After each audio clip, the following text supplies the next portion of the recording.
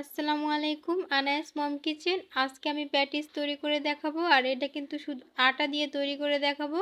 আটা এবং এক টুকরো মুরগির মাংস দিয়ে কিন্তু এতগুলো প্যাটিস আমি তৈরি করে দেখাবো। আর এটা ঝটপট বিকালের নাস্তায় কিন্তু খেতে অনেক বেশি ভালো লাগে। তো আশা করি ভিডিওটা ভালো লাগবে, আর ভালো লাগলে অবশ্যই চ্যানেলটা সাবস্ক্রাইব করে ভিডিওতে একটা লাইক করে দিবেন। তো চলুন শুরু করা যাক। এখানে আমি প্রথমে এক কাপের মতো নিয়ে নেব আটা। আপনারা কম বেশি করে নিতে পারেন। তারপরে স্বাদ মতো দিয়ে দেব লবণ। আপনারা যদি বেশি পরিমাণে বানাতে চান সেই ক্ষেত্রে আটার পরিমাণটাও বেশি নিতে হবে। 1 চা চামচ দিয়ে দিলাম চিনি। এখানে চিনিটা কিন্তু মিষ্টি হওয়ার জন্য না, চিনিটা দিলে ক্রিস্পি হবে, অবশ্যই চিনিটা ব্যবহার করবেন। তারপরে নর্মাল পানি দিয়ে আমি একটা ডো তৈরি করব, আর এটাকে রেস্টে রেখে দিচ্ছি। আর অন্যদিকে আমি ভিতরে পুরটা রেডি করব। এখানে সামান্য একটু তেল দিয়ে তার মধ্যে হাফ কাপ পেঁয়াজ কুচি দিয়ে দিলাম, আর স্বাদ মতো একটু লবণ দিয়ে দিলাম। তারপরে কিছুক্ষণ একটু ভেজে নিব। খুব বেশি ভাজতে হবে না, যাতে করে পেঁয়াজটা একটু সফট হয়ে যায়। এই পর্যায়ে দিয়ে দেব আমি কুচি করে রাখা মুরগির মাংস। যতটা পারবেন ছোট করে কাটবেন। তারপর এখানে আদা রসুন বাটা দিয়ে দিলাম, আর সামান্য একটু জিরার বাটা দিয়ে দিলাম। চাইলে জিরার গুঁড়াটাও দেওয়া যেতে পারে। তারপর ভালোভাবে সবগুলোকে মিশিয়ে নিচ্ছি। আর এখানে সামান্য একটু ধনিয়ার গুঁড়া আর সামান্য একটু লাল মরিচের গুঁড়া দিয়ে দিলাম। আর দিয়ে দেবো একটু গরম মশলা গুঁড়া। তো এগুলো দিয়ে আর একটু সামান্য গোলমরিচের গুঁড়া দিয়ে দিচ্ছি। তো এগুলো দিয়ে ভালোভাবে আবার নেড়েচেড়ে মিশিয়ে নিব।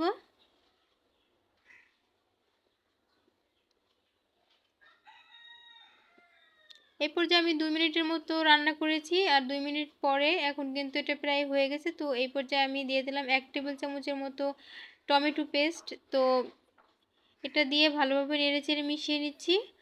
আর আমি খুন্তির সাহায্যে কিন্তু যতটা সম্ভব এটাকে আরও একদম ভেঙে দিব।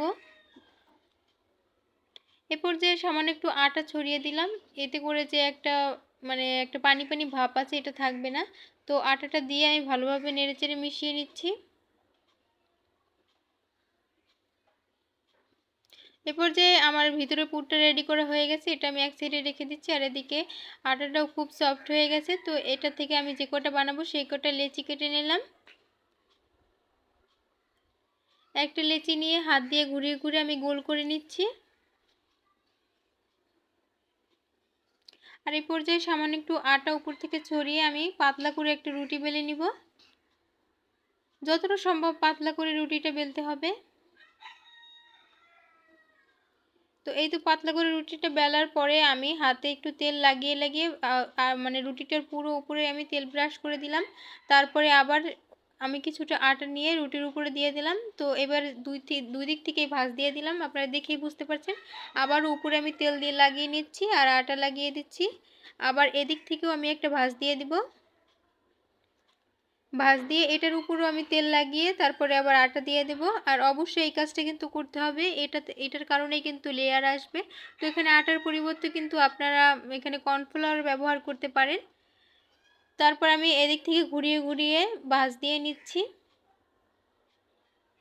রোল করে এখানে একটু পানি লাগিয়ে তারপর আমি এটাকে আমি হাত দিয়ে এভাবে করে চ্যাপ্টা করে নিলাম। এবারে চ্যাপ্টা করে আমি বেলুনের সাহায্যে আবারও একটা রুটি বেলে নিব। আর এইবার কিন্তু কোনো প্রকারের ময়দা বা আটা ব্যবহার করা যাবে না। তো এইভাবে করে আমি রুটিটা বেলে নিব। এবারে খুব বেশি বড় করতে হবে না। তো আমি এভাবে করে বেলে নিলাম। এবার চারদিক থেকে সমান করে কেটে নিচ্ছি, চারকোনা করে কেটে নিচ্ছি। কেটে নেওয়ার পরে আমি এভাবে কোনা বরাবর আমি ভিতরে যে পুরটা রেডি করেছিলাম সেটা দিয়ে দিলাম। তো আমি পুরটা বেশি পরিমাণে দিয়েছি, আপনারা একটু কম পরিমাণে দিবেন। আর না হয়তো এটা একটু বড় সাইজের করে বানাবেন, না হয় যখন এটা তেলে দেয় তখন কিন্তু ছুটে যাওয়ার সম্ভাবনা থাকে। তো এই চারপাশে কিন্তু পানি লাগিয়ে দিতে হবে। আমি অবশ্যই পানি লাগিয়ে দিয়েছি। তারপরে এভাবে করে ভাঁজ দিয়ে নিচ্ছি। ভালোভাবে চেপে চেপে লাগিয়ে দিতে হবে, না হয় তেলে দেওয়ার পরে কিন্তু এটা ছুটে যেতে চায়। তো এই তো একটা পেটিস কিন্তু বানানো হয়ে গেছে। তো এইভাবে করে আমি সবগুলোকে বানিয়ে নিব। সবগুলো বানানো হয়ে গেলে আমি মিডিয়াম আঁচে তেল গরম করে নিয়ে তার মধ্যে ছেড়ে দিয়েছি। আর এবারে উল্টে দিব। আর তেলটা কিন্তু খুব বেশি গরম করা যাবে না, আর খুব বেশি হাই হিটে এগুলো ভাজা যাবে না। অবশ্যই অল্প আঁচে ধৈর্য সহকারে ভাজতে হবে, তাহলে এটা মুচমুচে হবে।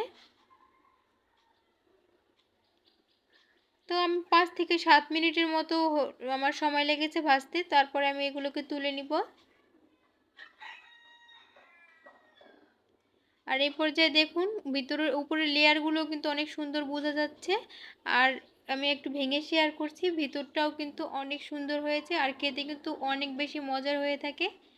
তো আপনারা দেখেই বুঝতে পারছেন ভাঙার সময় কিন্তু এগুলো একদম ঝুরঝুর করে পড়ে যাচ্ছে। তো আশা করি ভিডিওটা ভালো লাগছে, আর ভালো লাগলে অবশ্যই চ্যানেলটা সাবস্ক্রাইব করবেন। তো আবার অন্য কোনো ভিডিও নিয়ে চলে আসবো। তো আজকে এই পর্যন্তই, সবাই ভালো থাকবেন। আল্লাহ হাফেজ।